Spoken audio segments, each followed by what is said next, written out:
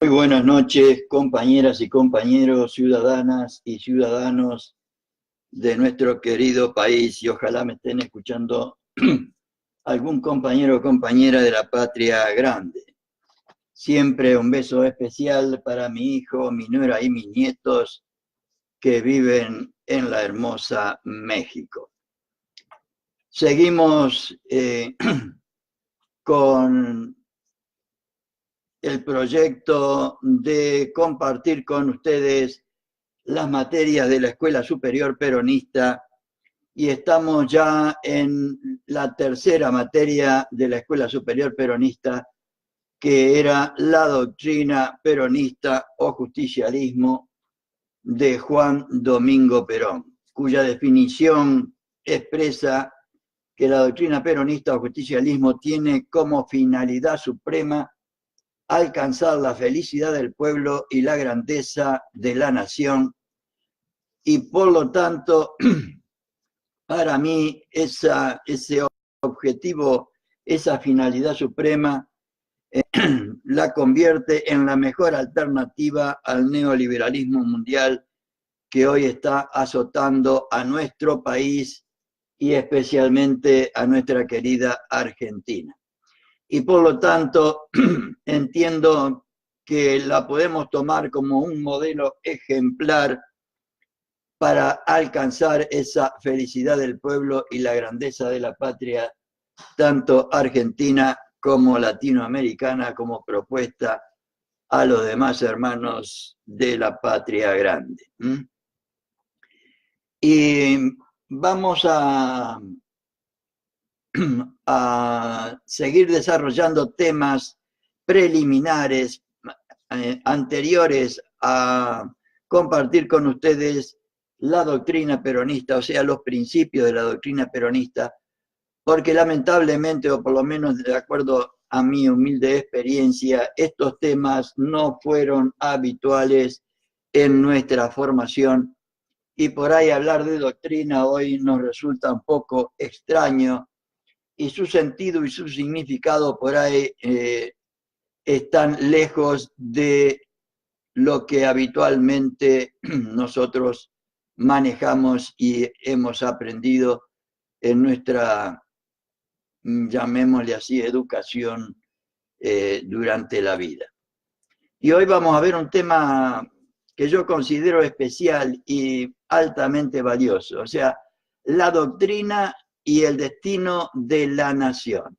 Y esto lo saqué de una revista, como le expliqué el otro día, de la revista Doctrina Peronista, que yo creo que salieron 2 números nada más en el año 1955, y que yo accedí solamente al primero, el segundo no lo conozco, y de ahí saqué este texto que vamos a compartir hoy, porque nos permite profundizar en el significado, el sentido y la importancia de la doctrina peronista.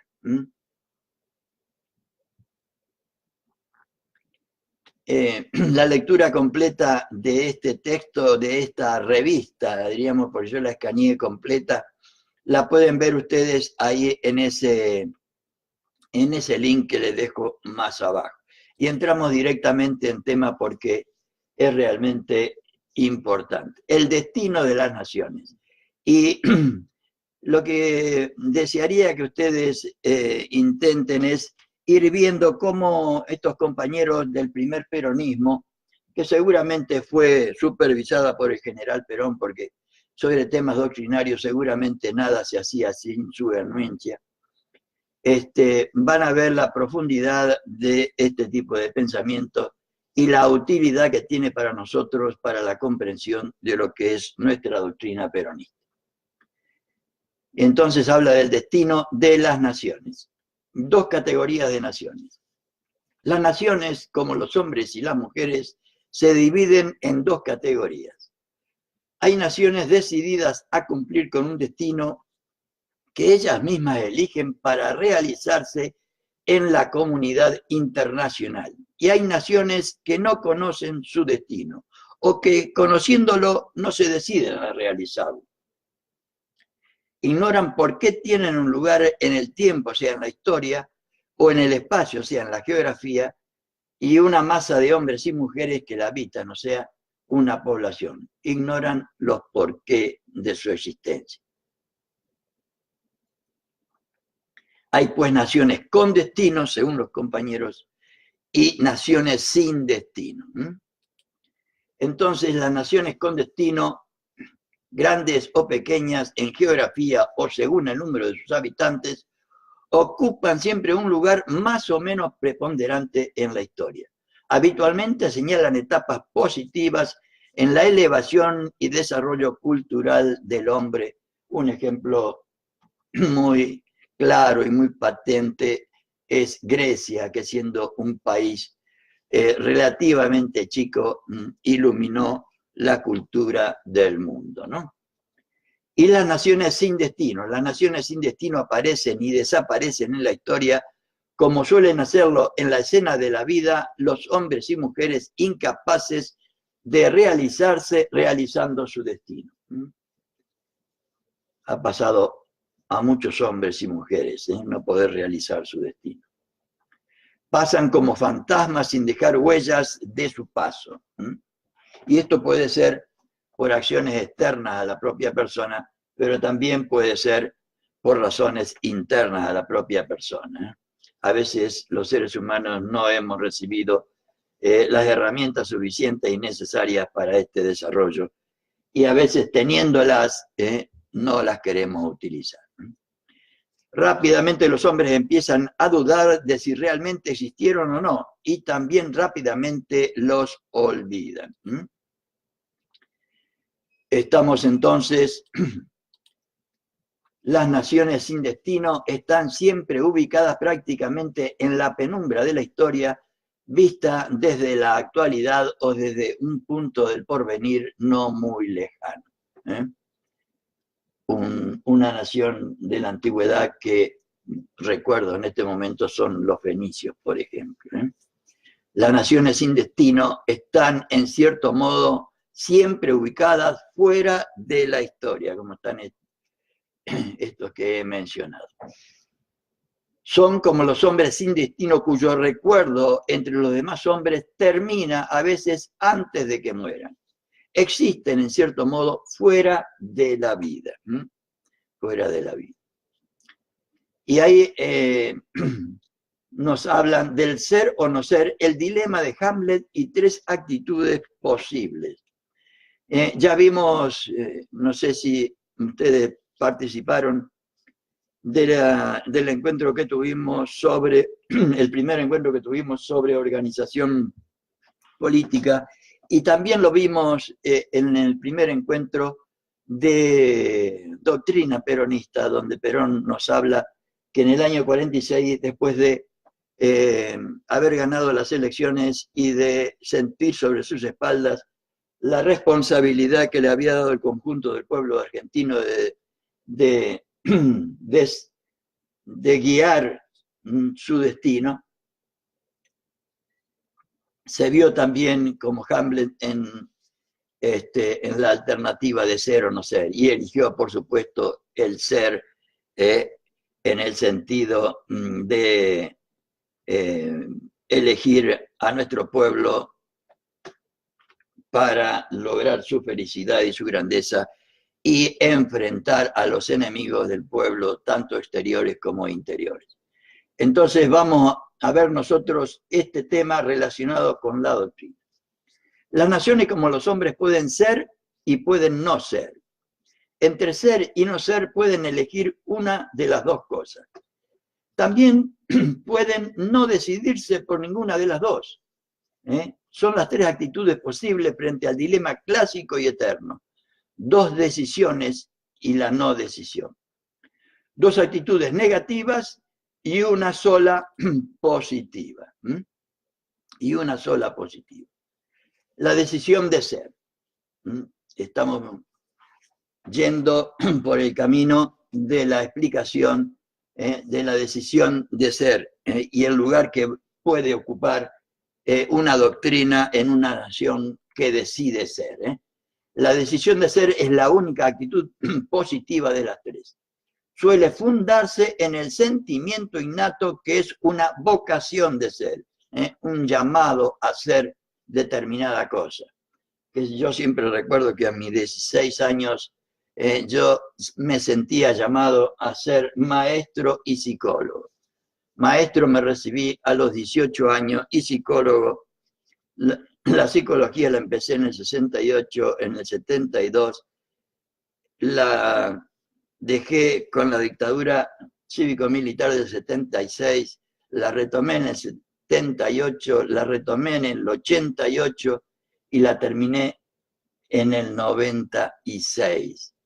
O sea, por una de las tantas consecuencias de la dictadura cívico-militar y otras cosas más. O sea, la decisión de ser es una actitud positiva de las tres. Suele fundarse en el sentimiento innato, que es una vocación de ser, pero la decisión de ser tiene una fuerza motriz extraordinaria cuando el sentimiento, o sea, la vocación de ser, penetra en la inteligencia, creando allí, con principios o verdades fundamentales, la razón de ser. O sea, los fundamentos intelectuales por los cuales uno decide realizarse de una determinada manera. Cuando un hombre o una mujer, los primeros peronistas ponían siempre solo el nombre genérico de hombre, pero a mí me gusta cómo ahora corresponde, diríamos, por conquista de las compañeras, nombrar al hombre y a la mujer. Cuando un hombre y una mujer siente su vocación de ser y está convencido o convencida de su razón de ser, no tarda en afrontar el dilema de Hamlet de los vientos o de las tormentas. Lo mismo sucede con las naciones y con los pueblos. La decisión de no ser. La decisión de no ser es la segunda actitud negativa, por supuesto, pero contiene al menos una decisión. Es la que adoptan los hombres y mujeres y naciones que prefieren no realizarse, no atender a su vocación de ser ni a su razón de ser.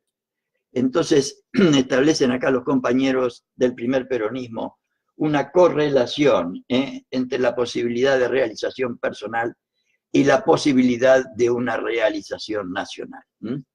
Entre conducir los acontecimientos y ser conducidos por los acontecimientos, eligen este segundo camino. Entre la ruta y la deriva, prefieren la deriva. No llegan al puerto que los llama y que los espera, o sea, por su vocación de ser, y que ellos mismos saben que es el puerto al que lógicamente deben llegar, o sea, su razón de ser. Muy buenas explicaciones las dos, ¿no? O sea, la vocación de ser sería el puerto que los llama y que los espera. Y la razón de ser sería que ellos mismos, las razones que ellos mismos saben que es el puerto al que lógicamente deben llegar, porque es el que está más cercano, el más posible, el que conocen, etcétera, etcétera. Marchando a la deriva, naufragan o terminan el viaje sin ruta en cualquier lugar de la costa. De manera semejante concluye la vida de los hombres, de las mujeres y de las naciones que adoptan la decisión de no ser en cualquier lugar de la vida o de la historia, menos en el puerto de un destino que justifica la empresa de vivir. Que justifica la empresa de vivir.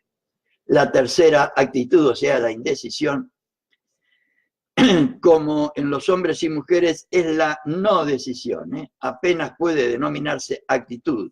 No contiene ninguna decisión. Y suele darse esto también, compañeras y compañeros. Habitualmente es cobardía. A veces es cobardía. Entre la ruta y la deriva no eligen ni la ruta ni la deriva. Se quedan en la mitad del mar al arbitrio caprichoso de las calmas, de los vientos o de las tormentas. Por lo general naufragan una noche cualquiera y al mismo tiempo desaparecen de la vida y de la historia. Y ahora va a relacionar todo esto con el sentimiento nacional la doctrina nacional y la voluntad nacional. Todas razones a mi juicio, muy valederas para que justifican la razón, el sentido, el significado y la importancia que tiene para nosotros la doctrina peronista. Cuando una nación adopta su decisión de ser, elige su destino apoyándose en su vocación de ser y en su razón de ser, la vocación de ser se desarrolla a partir de un sentimiento inicial, casi imperceptible, que va creando sentimientos afines y comunes que se armonizan entre los integrantes de un determinado país, de una determinada nación, comunes a ellos, que se armonizan con unidad de sentimientos, configurando un sentimiento nacional.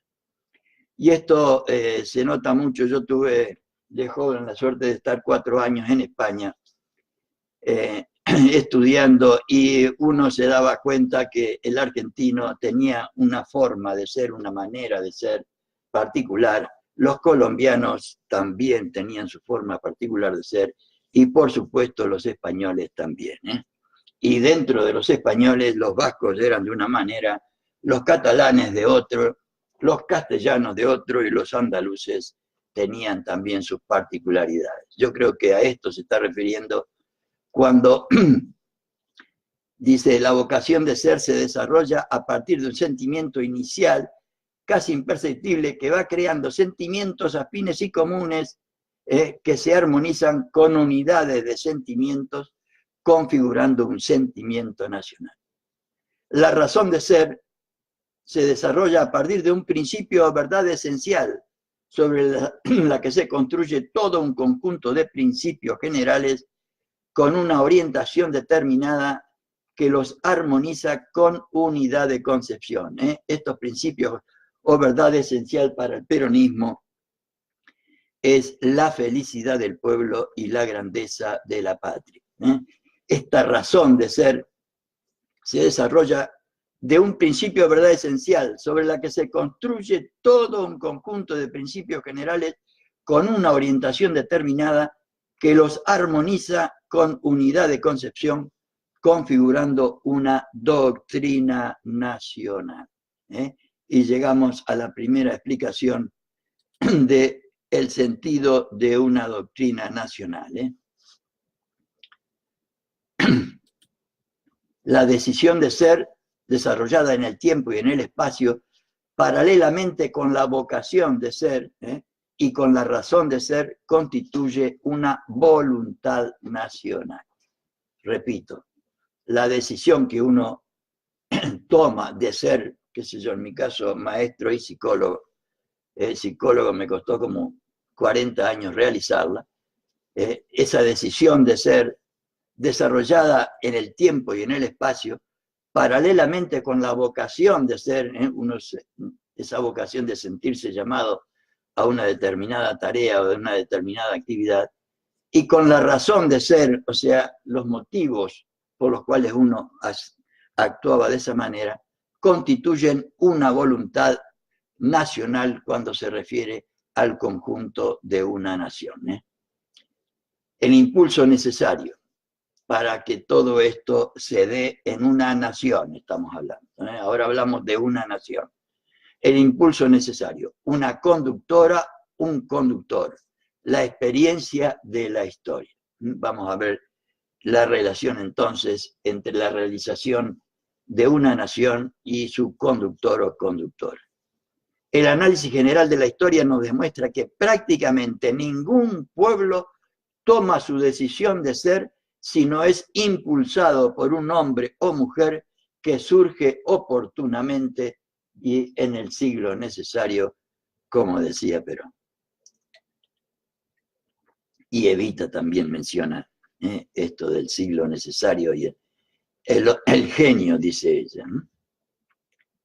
Y Perón siempre, y esto nos tiene que hacer reflexionar sobre los que de una forma u otra pretendemos ser militantes, o sea, representantes de los intereses y necesidades y anhelos de los ciudadanos, la importancia que Perón atribuye en conducción política a el conductor, o sea, los dirigentes, para la posible realización de la felicidad de un pueblo y la grandeza de la paz. Entonces empieza a narrar la necesidad que tiene todo pueblo de tener un conductor para poder realizar su decisión de ser. Seguimos analizando a los pueblos, a nuestro pueblo.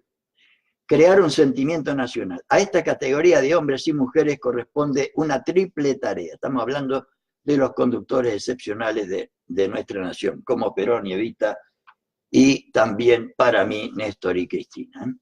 La primera consiste en interpretar los sentimientos de la masa, desconocidos a veces por ella misma o inexpresados por sus imposibilidades seculares. Perón decía los otros días, no me acuerdo en qué lugar, de que los argentinos habíamos estado casi un siglo después de haber luchado por la independencia política de 1810 hasta 1828, habíamos estado casi más de un siglo a la deriva, sin retribuir a esos compañeros y a esas familias los bienes y la honorabilidad, la posibilidad de realización que se merecían por haber puesto todo al servicio de la patria. Entonces necesitamos crear un sentimiento nacional. A esta categoría de hombres y mujeres corresponde una triple tarea. La primera consiste en interpretar los sentimientos de la masa, desconocidos a veces por la misma o inexpresados por imposibilidades seculares.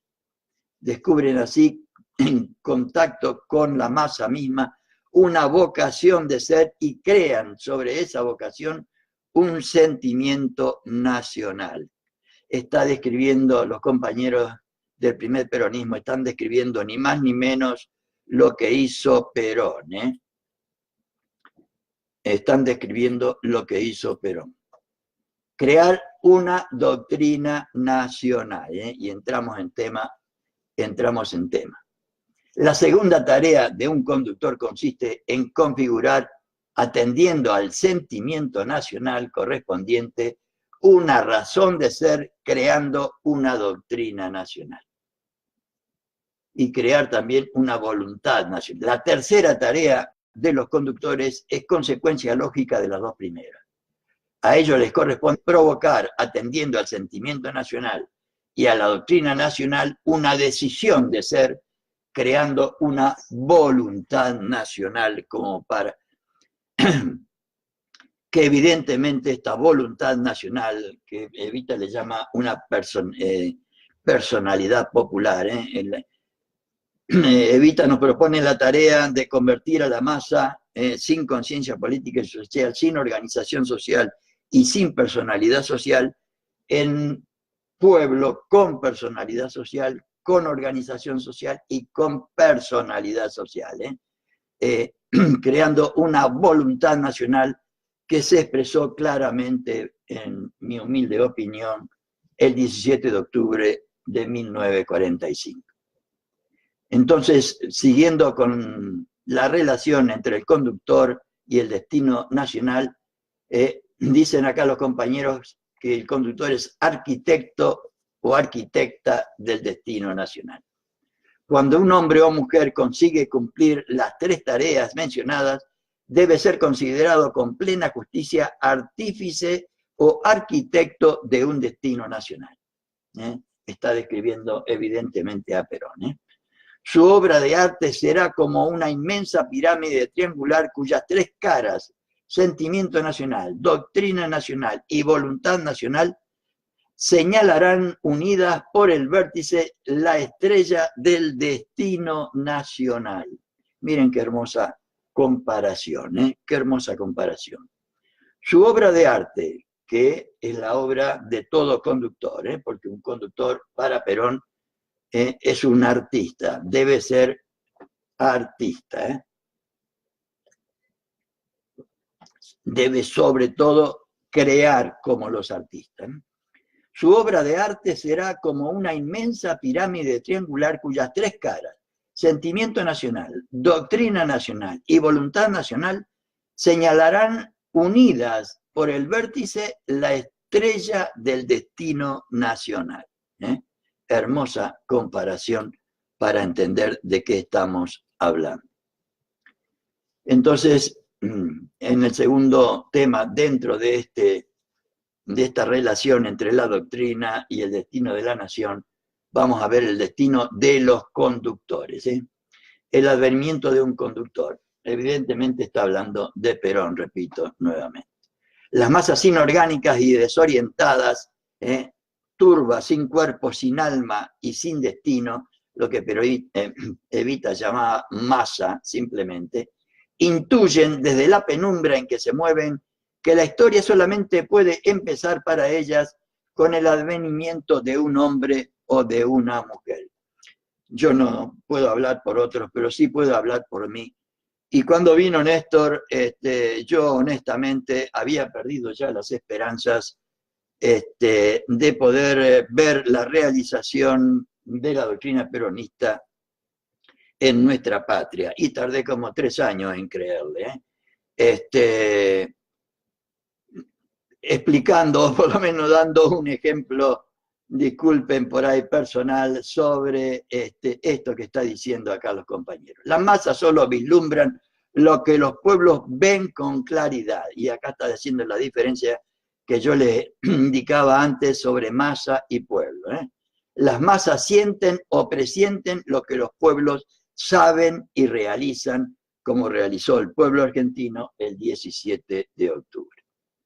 Por eso las masas vislumbran o presienten que el advenimiento de un conductor, siempre esperado, será en todos los casos en que se produzca un advenimiento sorpresivo e imprevisible que se realizará como un acontecimiento extraordinario.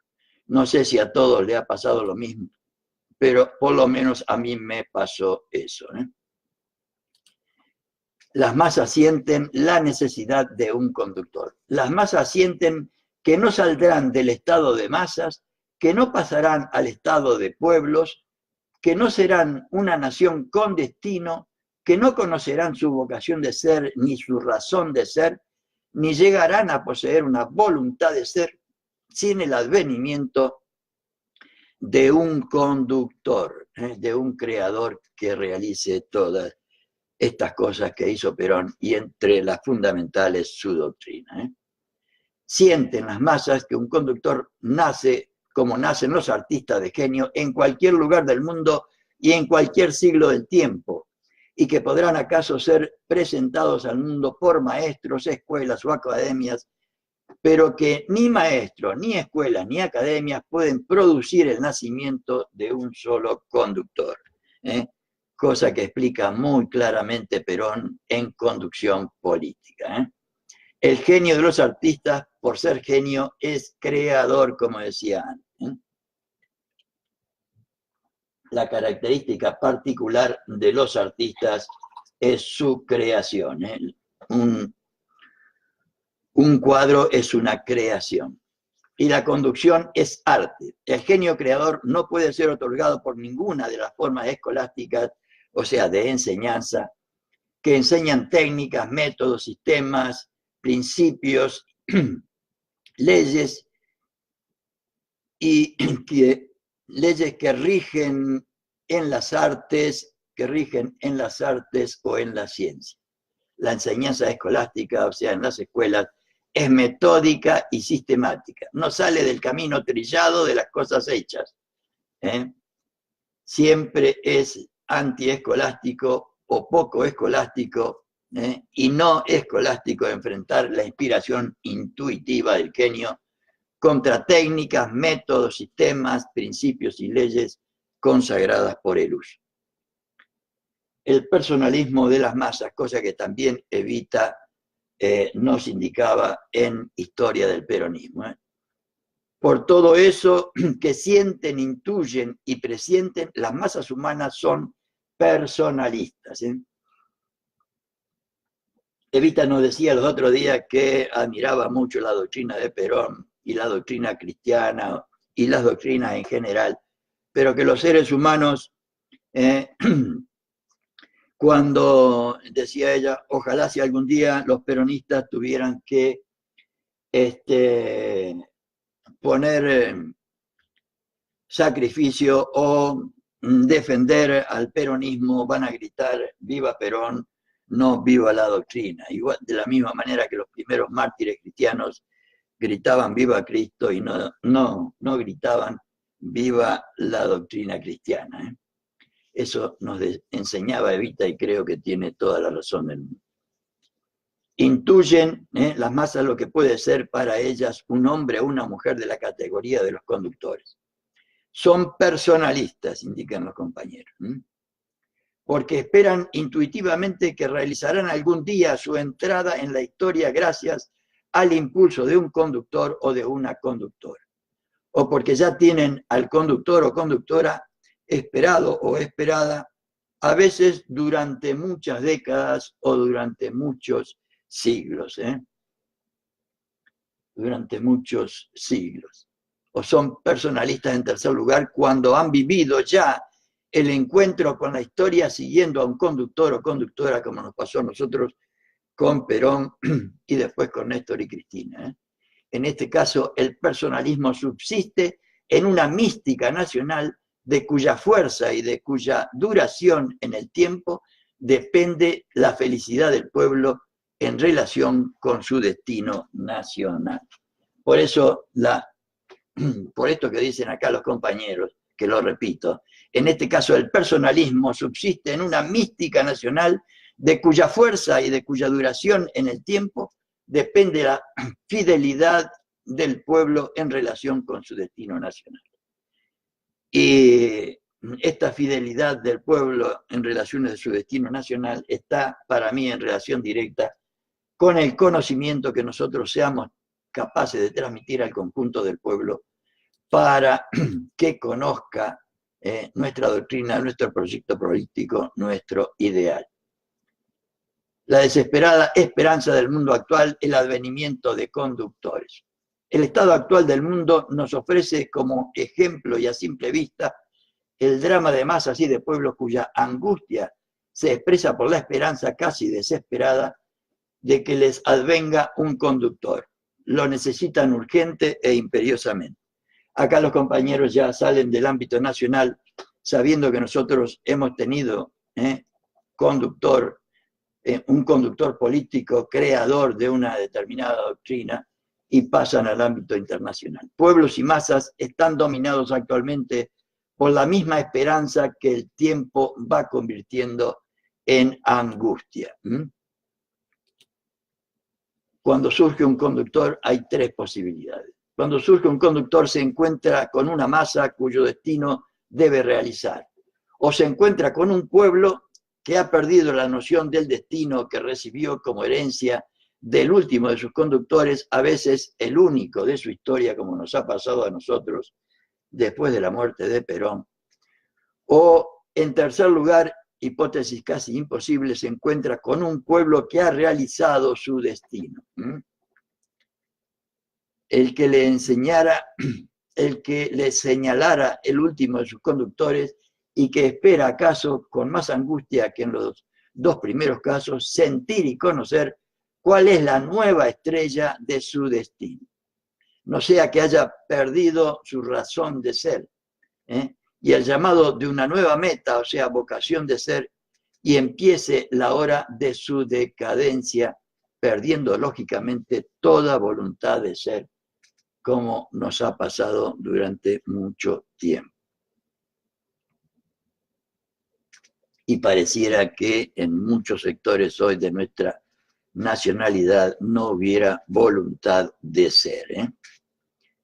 Estos casos suceden también en los hombres cuando se convencen, a veces en plena juventud, que ya no tienen ninguna meta que alcanzar, que han perdido toda razón de ser. Y pasa esto desgraciadamente. Y pasa esto desgraciadamente. En tales condiciones como naves sin puerto de destino, son hombres o mujeres que sin ruta propia marchan a la deriva. En los tres casos posibles señalados, el conductor o la conductora que surge para una masa o para un pueblo, debe realizar también su propio destino. Él o ella, mucho mejor que las masas inorgánicas, siente su vocación de ser y conoce su razón de ser. Tarde o temprano deberá tomar su decisión de ser y una vez tomada, en marcha hacia su destino, ni él mismo podrá detenerse. Y es lo que le pasó a Perón y creo que es lo que le está pasando a Cristina, que no pueden sustraerse de su destino. Para realizar su destino tan unido al destino de la masa o del pueblo, de la nación en que debe realizarse, el conductor tiene que cumplir las 3 tareas que constituyen toda su misión y las van a nombrar a continuación. Crear un sentimiento nacional, crear una doctrina nacional y crear una voluntad nacional.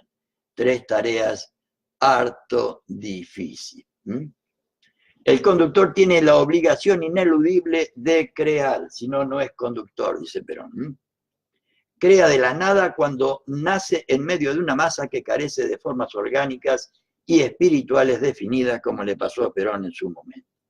Y crea sobre lo que encuentre como sentimiento, doctrina y voluntad cuando surge para conducir un pueblo que siente y conoce la necesidad de realizar nuevas formas orgánicas y espirituales definidas, vale decir, un nuevo destino. Un poco, creo yo, humildemente entiendo en este caso que estamos ante, por lo menos lo que intento hacer yo, es teniendo ya una doctrina, un conductor que creó una determinada doctrina, que la realizó, y después Néstor y Cristina que la volvieron a realizar. Lo que estoy intentando y creo que deberíamos intentar es volver a conocer por qué y para qué y cómo, qué ideas, qué sentimientos, qué doctrina y qué voluntad deberíamos tener para poder realizar de nuevo esta felicidad del pueblo y la grandeza de la patria que supieron conseguir eso. La tarea difícil en el destino de los conductores. En el destino que debe realizar un conductor o conductora, la primera tarea no es la más difícil, descubrir la vocación de ser de la masa o del pueblo de una nación creando un sentimiento nacional. Un conductor dotado habitualmente de la sensibilidad necesaria para la percepción de las grandes realidades, ponderables o imponderables, es un intérprete espontáneo y natural de su masa o de su pueblo. De su masa o de su pueblo. Ni la masa ni el pueblo lograría descubrirlo, y mucho menos seguirlo después sin ese previo contacto ineludible mediante el cual la sensibilidad natural del conductor va descubriendo los sentimientos de la masa o del pueblo, anhelos y deseos ocultos y aún frecuentemente olvidados durante décadas o siglos. Y Perón lo explica esto, cómo hizo él en conducción política, y él habla de haber pulsado la masa, haber durante 2 años preguntado, penetrado, dice él, qué era lo que querían, qué era lo que no querían, qué era lo que les gustaba del gobierno, qué era lo que no les gustaba, etcétera, etcétera. Si no es tarea difícil la primera, mucho menos suele ser la tercera, o sea, crear una voluntad nacional provocando una decisión de ser. Cuando el conductor o la conductora ha cumplido con la segunda tarea de su destino, o sea, configurar la razón de ser de la masa o del pueblo, de la nación, creando una doctrina común, una doctrina para su pueblo, una doctrina nacional. Esta segunda tarea es la más difícil en la empresa de todo conductor. Deberá ser cumplida por él armónicamente y al mismo tiempo con las otras 2 tareas que componen la empresa más noble y la más alta responsabilidad que Dios puede atribuir a un hombre o a una mujer. Conducir a las masas o pueblo de las naciones que integran la humanidad, que integran la humanidad. La idea fuerza o idea motriz de la nación. Crear una doctrina común, una doctrina del pueblo que lo sigue, una doctrina nacional, ya no es interpretación de sentimientos, sino la creación del conjunto armónico de las ideas necesarias para que tales sentimientos, habitualmente deseos, se realicen. Acá tenemos otra definición de doctrina. Crear una doctrina común, una doctrina del pueblo que lo sigue, una doctrina nacional, ya no es interpretación de sentimientos, sino la creación del conjunto armónico de las ideas necesarias para que tales sentimientos se realicen. Por ejemplo, nosotros tenemos como finalidad suprema la felicidad del pueblo y la grandeza de la nación, pero realizada a través de la justicia social, la independencia económica y la soberanía política, tratando siempre de armonizar los valores materiales con los espirituales y los derechos del individuo con los derechos de la sociedad. Habla acá de la interpretación de un sentimiento, la creación de un conjunto armónico, a esa idea quería referirme, conjunto armónico de las ideas necesarias, que después, en 1952, se plasmaron en la definición de doctrina peronista. Cuando un conductor ha conseguido crear un sentimiento nacional y una doctrina nacional, la decisión de ser pueblo, tercera tarea en el destino de los conductores, se produce casi ineludiblemente. Un sentimiento más una idea constituyen una idea fuerza, que no tarda en mover la voluntad realizadora. Un sentimiento nacional más una doctrina nacional, reunidos armónicamente en una idea fuerza de la nación, poseen la energía suficiente como para mover una voluntad nacional. Y de ahí la importancia trascendental, por lo menos en mi opinión, del conocimiento de esta doctrina para que se convierta en una idea fuerza de la nación, para después mover una voluntad nacional hacia su realización. Los resultados de esta acción nacional llegarán o no a la meta del destino nacional si el conductor ha sabido y ha podido crear un sentimiento nacional y una doctrina nacional. La idea fuerza o idea motriz de la nación, según la medida de la capacidad potencial del espíritu de su pueblo. Por eso el destino de los conductores les exige poseer un alma cuyas dimensiones no pueden ser inferiores a la medida espiritual que deberán darle al pueblo de sus afanes, inquietudes y fatigas.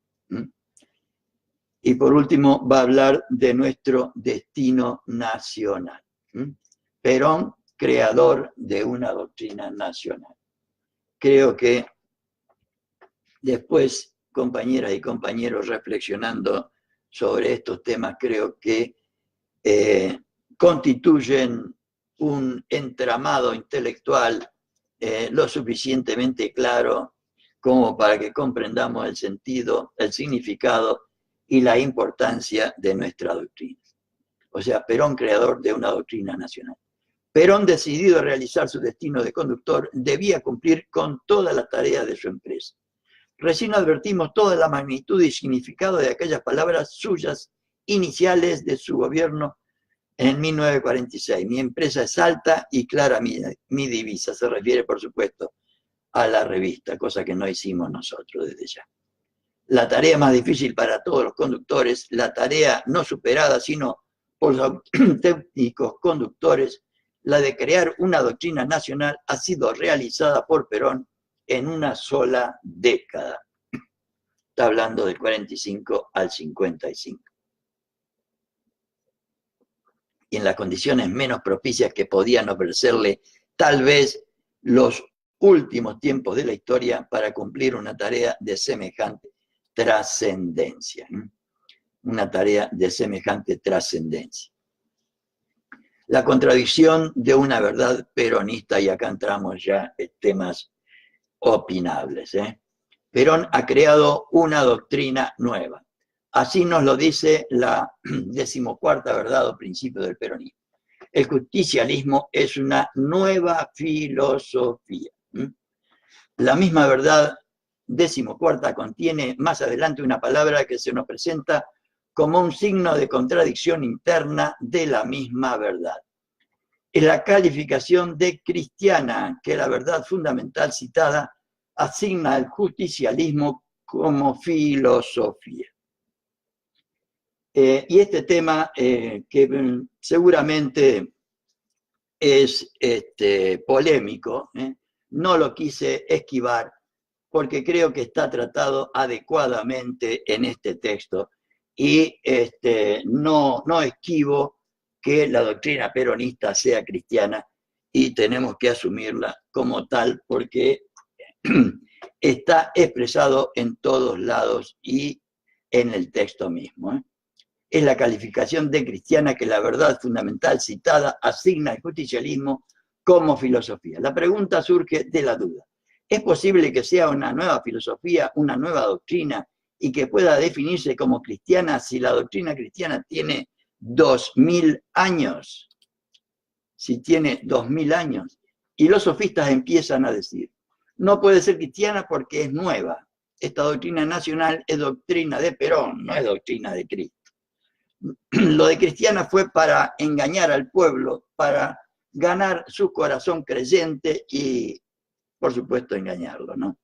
Sigue después toda la serie de mentiras, calumnias e infamias que solo pueden brotar de los estercoleros que ineludiblemente se esconden detrás de todas las máscaras con que se viste la hipocresía. La verdad peronista sigue siendo verdad. La verdad tan sutilmente tergiversada por los sofistas es completamente distinta de la que ellos hacen aparecer con un endiablado malabarismo. Tengamos en cuenta que estamos acá en 1955 y los compañeros venían de una lucha ardua contra el clericalismo de aquella época que luchó denodadamente contra el peronismo. Y la verdad verdadera es que todo el pueblo argentino, sin máscara de hipocresía, está viendo cada día con más claridad. Lo que pasa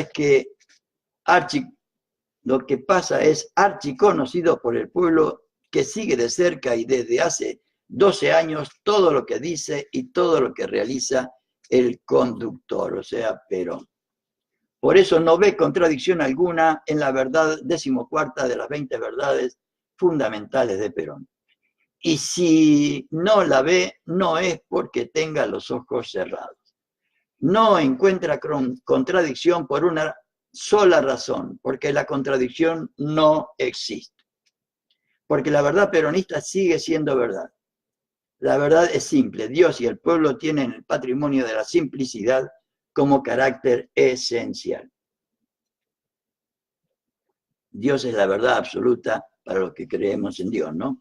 Más simple. El pueblo que es humilde ve sin mayor esfuerzo, con toda simplicidad, la verdad, por más que quiera complicarla la soberbia de algunos hombres que si por ello fuese no tendrían inconvenientes en ocuparse el lugar de Dios. Perón dice eso también, que algunos compañeros, si Dios bajara a la tierra también le perderían el respeto, decía el general. ¿Por qué sigue siendo verdad? Y ahora esta explicación creo que es oportuna y acertada, por lo menos en mi opinión. La verdad peronista 14ª sigue siendo verdad. No es contradictoria, no hay ninguna mentira en ella. Perón, conductor del pueblo de la nación argentina, ha creado una nueva doctrina sobre la base de un principio esencial de la doctrina cristiana, sobre la base de un principio esencial de la doctrina cristiana que hoy podríamos decir que constituyen los principios de los derechos humanos en general. ¿Cuál es ese principio esencial?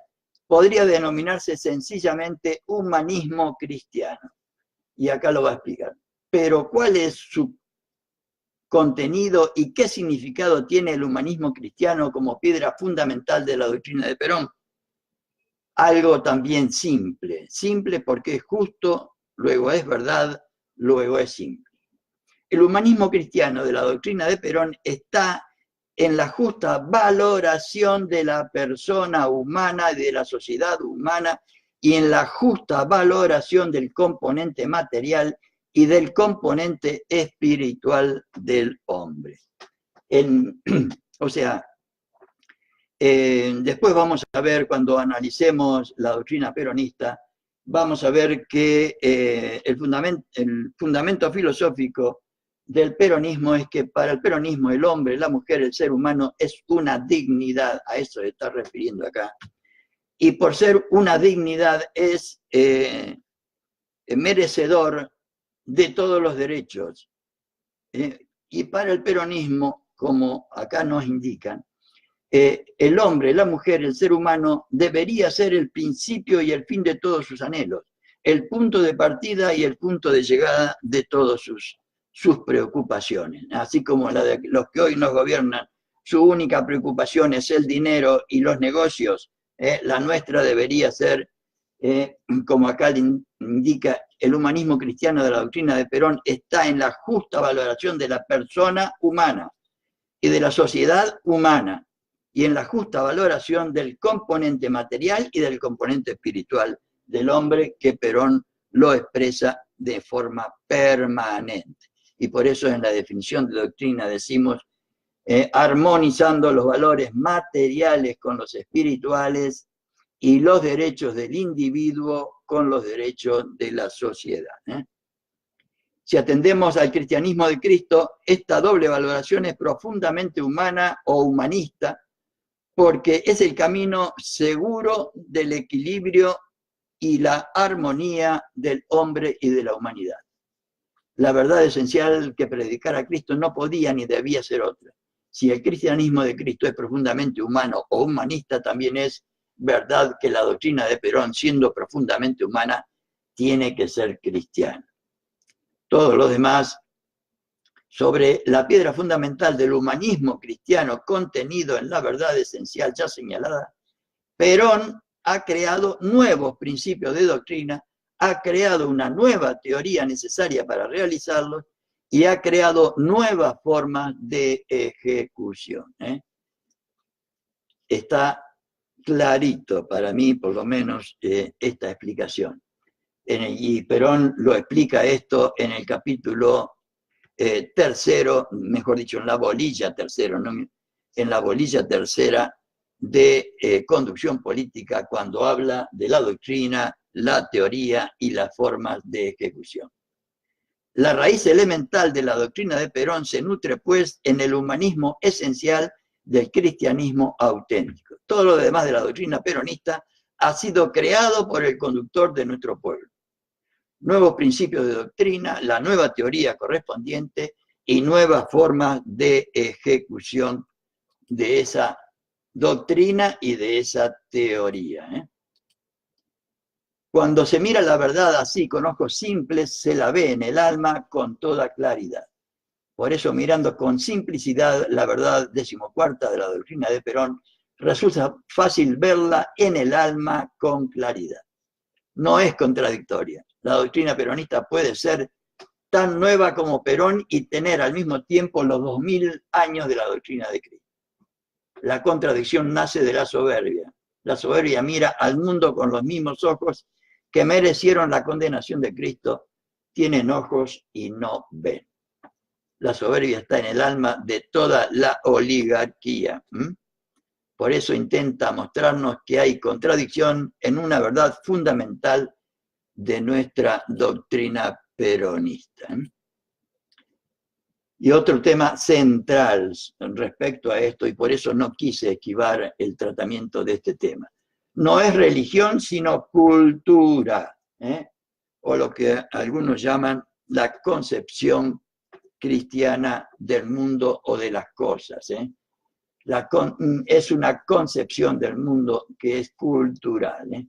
Pero esta búsqueda de la verdad simple búsqueda realizada con sencillez de corazón ilumina más aún el panorama. Se puede ver entonces que el humanismo cristiano de la doctrina peronista o doctrina nacional no es un humanismo limitado, es un humanismo que no puede tener fronteras de ninguna clase, es universal, universal como el cristianismo por el humanismo que contiene el mensaje auténtico de Cristo, que hoy está expresado, lo repito, por lo menos en mi humilde opinión, en la Declaración de los Derechos Humanos, ¿no?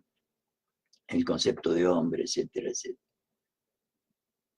Las fronteras que limitaron la universalidad del cristianismo humanista de Cristo son las mismas que tratan de limitar la universalidad del humanismo cristiano de Perón.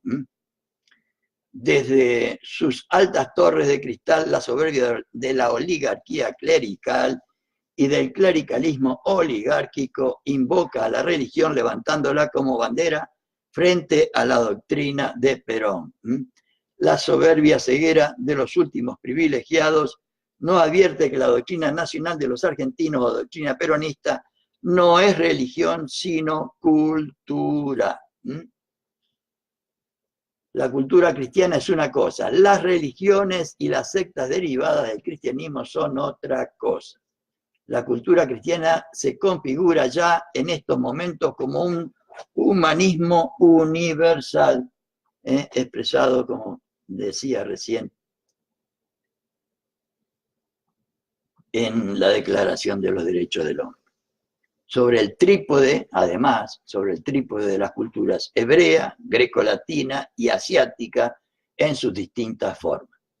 El mundo marcha hacia la unidad cultural, base de toda unidad entre los hombres y los pueblos y fundamento de la paz. Esa unidad cultural del mundo futuro será profundamente humanista por la coincidencia final del humanismo contenido en la cultura hebrea, grecolatina y asiática. Coincidencia que reside en la valoración del hombre aportada por el cristianismo, valoración fundamental del humanismo cristiano, olvidado durante 2000 años y realizado por Perón. Poner en un proyecto político al hombre, a la mujer, al ser humano, como punto de partida y punto de llegada, como principio y fin de todo lo que hacemos, es fruto, por lo menos de lo que yo conozco, exclusivamente de la doctrina peronista. La unidad cultural del mundo no se producirá sin crisis. Las religiones deberán tener en cuenta que sobrevivirán a la crisis cultural del mundo, con la condición sine qua non de que colaboren sin oposiciones subrepticias para que se realice un auténtico humanismo universal, base de la unidad cultural futura y de la paz en el mundo. Y acá se va a expresar los compañeros el problema que tenían en 1955 y que todavía en muchos sectores subsiste la oposición de cierto clericalismo a la doctrina nacional. El clericalismo está en contradicción con la doctrina que predica. El clericalismo en nombre de la religión, invocando la doctrina de Cristo, ataca con sofisma todo cuanto es la doctrina de Perón, sin advertir que así se opone abiertamente al humanismo universal de la doctrina de Cristo, que armoniza las distintas formas culturales que prevalecen en el espíritu de los hombres. Yo estoy absolutamente convencido de que es así. El clericalismo, y sobre todo el de derecha, es en disidencia con la humanidad, se opone a la creación de la unidad cultural del mundo y por lo tanto se opone a la paz del mundo desde que rechaza los fundamentos humanistas universales de la misma doctrina que predica. Evidentemente el clericalismo se ha olvidado del cristianismo de Cristo y está en franca contradicción con la doctrina que predica. Por lo menos en la opinión de estos compañeros de 1955. La propia contradicción es el castigo ineludible que Dios tiene reservado para la soberbia humana. Y después de lo que pasó en el 55, como vieron ustedes, o sea, todo un sector de la iglesia católica y no católica asumieron la doctrina de Perón la realizaron y hoy también la mayoría de los católicos y cristianos reconocen esta realidad.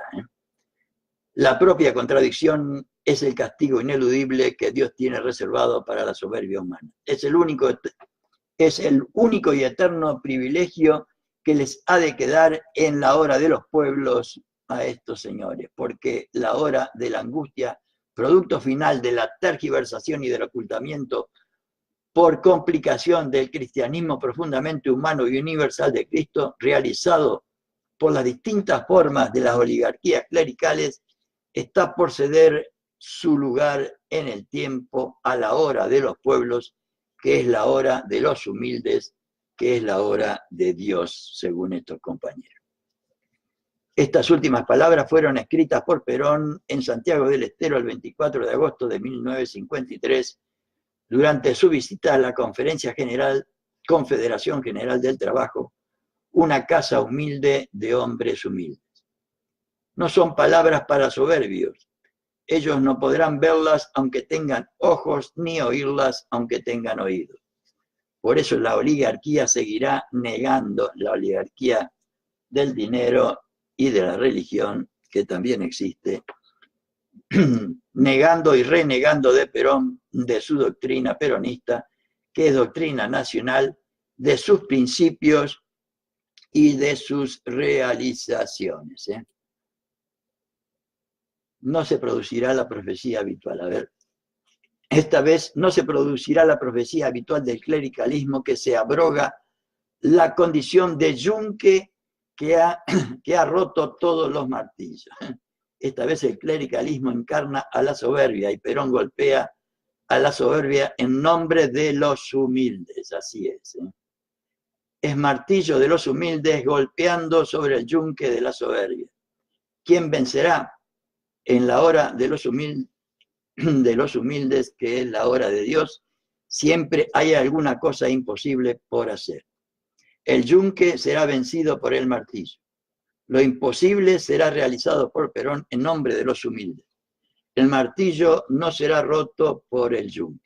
Los humildes salvarán a los humildes.